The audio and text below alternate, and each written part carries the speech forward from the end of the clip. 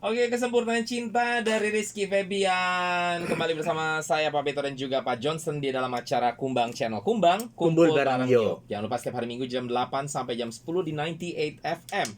Atau dengarkan online di www.tdm.com.mo. Dan kita ada di akhir acara Kumbang Channel malam hari ini. Tentunya tidak kalah menariknya, walaupun ada di akhir ya Pak Johnson ya. Di dalam acara Bincang-Bincang. Dan tadi saya bilang topik hari ini sangat menarik sekali, karena kita akan berbicara tentang SMS yang diterima oleh teman-teman kita dalam waktu 24 jam terakhir. Tapi sebelum kita masuk ke dalam topik tersebut, saya ingin mengingatkan kepada teman-teman semua, minggu berikut ini cukup dingin ya. Iya. Jadi sebenarnya sih belum masuk winter, cuman karena ada cuaca apa gitu, saya nggak terlalu ngerti ya, karena saya nggak pernah kerja di dalam departemen perakiran cuaca. Jadi pokoknya ada satu fenomena yang menyebabkan cuaca di Macau dan juga Hong Kong dan sekitarnya sepanjang minggu berikut ini cukup dingin ya Pak Johnson ya. Jadi cukup dinginnya sampai kayak winter memang, karena besok sampai hari Kamis itu diperkirakan berkisar antara 19 sampai 28 derajat Celcius gitu ya.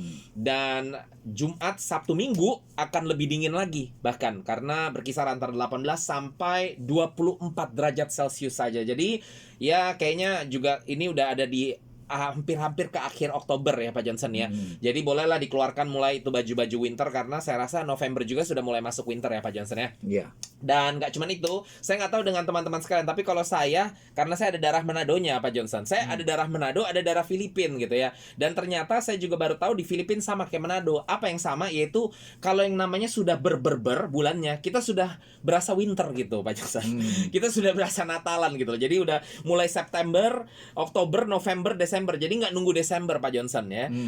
Mulai dari September kita udah berasa, wah Natal sudah tiba, Christmas is coming starting from September. Dan ternyata orang Filipina juga begitu teman-teman. Jadi ya kalau di Macau ini kan Christmasnya atau Natalannya ada di suasana winter gitu ya Pak Johnson ya.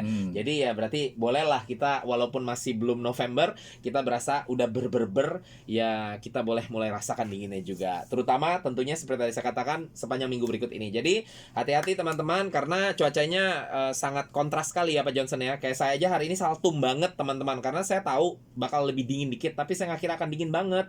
Karena tadi siang saya keluar Pak Johnson hanya dengan pakai tangan pendek dan lain sebagainya, juga celana pendek gitu ya. Dan normal-normal saja sih, karena nggak dingin sekali tadi pagi ya, tadi siang gitu. Nah ternyata malam ini saya keluar untuk radio, waduh saya bilang ini saya salah kostum Pak Johnson. Karena kostum saya kostum summer, bener-bener kostum summer ya. Dan ternyata cukup dingin dan cukup mengkeret juga saya seperti itu. Tapi ya udahlah, enggak apa-apa. I'm gonna have to bear it later dalam perjalanan balik saya ke Taipa, oke? Tapi untuk besok tentunya saya akan siap-siap. Boleh keluar-keluarin lagi baju winternya teman-teman semua, oke? So don't forget ya, hati-hati cuacanya tiba-tiba menurun. Dan yang kedua, mengingatkan juga untuk teman-teman yang kerja di kasino-kasino Pak Johnson.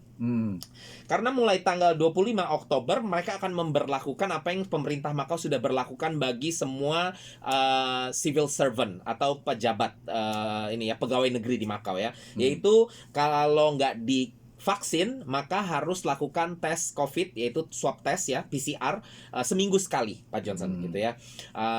Kalau nggak divaksin maka harus lakukan tes PCR seminggu sekali. Dan kalau nggak mau tes PCR seminggu sekali, maka ada konsekuensinya, bisa didisiplinkan dan bukan tidak mungkin sih ya kehilangan pekerjaan. Jadi untuk teman-teman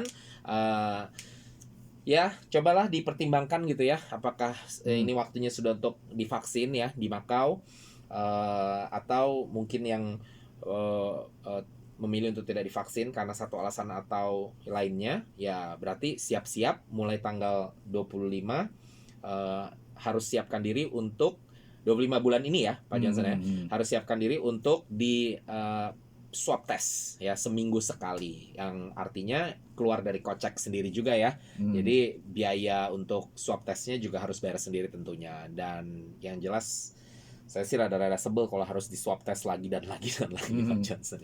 But anyway, it's all up to you guys. Dan sekarang kita mau ngobrol langsung ke topik kita malam hari yang tadi saya bilang menarik. Kenapa? Karena ternyata kemarin itu kan ada target grup tuh yang pemerintah haruskan untuk dites Pak Johnson, yaitu orang-orang yang kerja di konstruksi atau renovasi rumah. terus kerja di laundry, sama orang yang kerja di security. Selain itu, semua pekerja migran asal Nepal dan Vietnam, mereka juga di swab test gitu ya. Nah, sekarang jadi dalam waktu 24 jam terakhir ini, teman-teman semua pada heboh karena mereka terima pesan dari pemerintah lewat SMS Pak Johnson, mulai dari kemarin gitu ya, yang mengharuskan mereka untuk menjalani tes PCR atau swab test tersebut sepanjang hari ini, mulai dari jam 9 pagi tadi sampai ke midnight later nih, jam 12 malam gitu loh. Kalau mereka tidak lakukan itu, maka mereka health code-nya akan jadi kuning, dan itu artinya mereka nggak bisa kemana-mana kalau kuning gitu ya. Susah lah dibatasi kemana-mana gitu Pak Johnson. Nah, siapa saja orang-orang ini yang diharuskan? Yaitu orang-orang yang pertama-tama yang tinggal di daerah yang dalam beberapa waktu terakhir ini disebutkan sebagai daerah yang berzona merah dan zona kuning. Nah, orang-orang ini sebenarnya kan zonanya juga sudah diangkat, sudah di cancel gitu Pak Johnson ya. Kenapa dilakukan lagi? Tadi saya sudah baca dengan jelas. Maksudnya pemerintah Makau karena mau memastikan sebelum pemerintah Makau mengembalikan segala sesuatu kembali ke normal di Makau. Jadi sebenarnya memang sudah aman. Ya boleh dibilang lah cukup aman gitu ya. Tadi juga gereja sudah banyak yang sudah buka hari ini gitu ya. Tapi pemerintah mau memastikan sebelum tempat-tempat seperti sekolahan, tempat entertainment, ya karaoke dan lain sebagainya untuk dibuka, mau dipastikan keadaan aman. Itulah sebabnya pemerintah mengharuskan orang-orang yang walaupun sudah diperiksa dan sudah aman, yang tinggal di daerah atau bekerja di daerah yellow dan red zone ini untuk diperiksa kembali, dicek lagi, last check lah gitu Pak Johnson, supaya mereka dipastikan memang benar negatif gitu sebelum Makau benar-benar kembali beroperasi dengan normal lagi. Nah selain itu, nah biasanya teman-teman BMI yang kena ini adalah bukan yang tinggal di daerah yellow sama red zone, tapi yang naik bus yang dipakai oleh pasien-pasien tertentu tersebut. Jadi busnya tadi saya sebutkan kan, nomor 1, 7, 8, 10, 12, 18, 19, 21A, 23, 25, 25B, 51A sama AP1, dan mereka travel antara tanggal 26 September sampai 4 Oktober. Mereka juga harus tes COVID ini gitu loh. Sekali lagi maksudnya apa? Karena tadi saya ketemu beberapa teman Indonesia dan mereka merasa kayak ribet banget sih gitu. Orang juga udah nggak ada apa-apa gitu. Tapi ini untuk memastikan segala sesuatu memang udah baik untuk dibuka gitu ya. Karena mengingat ya jumlah orang yang divaksin belum sebanding gitu Pak Johnson. Takutnya kalau tiba-tiba dibuka lagi ya sampai ada outbreak lagi bisa merajalela gitu ya. Menurut Pak Johnson gimana gitu loh? Penting nggak? Karena memang pro dan kontra. Untuk orang yang migran apalagi biasanya tadi saya dengarkan mereka bilang, ngapain sih pakai cek-cek lagi gitu loh. Tapi kalau untuk orang lokal, beberapa orang lokal, termasuk saya pribadi sih ya, saya rasa penting gitu loh, nggak masalah. Kalau saya disuruh juga, namanya juga cuma swab test doang, ya saya lakukan saja loh. Nah kalau menurut Pak Johnson deh, sebagai orang lokal juga boleh dibilang, tapi juga sebagai orang Indonesia, apakah tes ulang ini untuk memastikan tidak ada masalah lagi, apakah penting apa enggak? Kalau pendapatku tidak penting. Kenapa? Yang penting, yang saranku, yang mau masuk Cina baru harus di swab test atau divaksin. Kalau di Makau itu, kalau misalnya divaksin atau di swab test bisa guarantee tidak ada terjadi kasus lagi, tidak mungkin. Betul. Karena masih ada banyak orang gelap, berarti nggak kelihatan, nggak ketahuan. Nggak ketahuan. Iya, benar. Nah, misalnya naik bis, kartu bis itu dia bukan atas nama pribadi. Iya, benar. Dia beli aja bisa dapat kan. Benar. Nah, jadi mesti ada kebanyakan yang nggak ketahuan, yang sembunyi gitu. Mungkin bukan sembunyi juga Pak Johnson, mungkin nggak terdeteksi. Iya. Iya. Jadi, aku kira yang untung yang pedagang yang swab test itu. Oh iya, betul.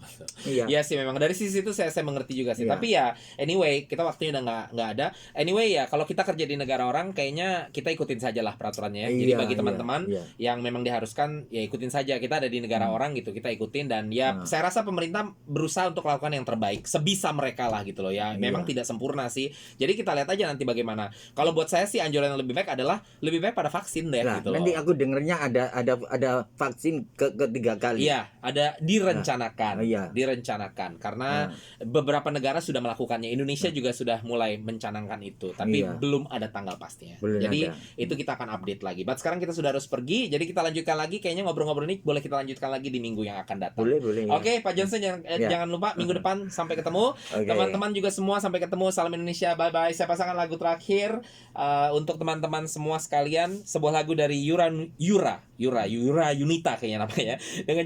Dengan lagu yang berjudul Berawal dari Tatap. See you guys.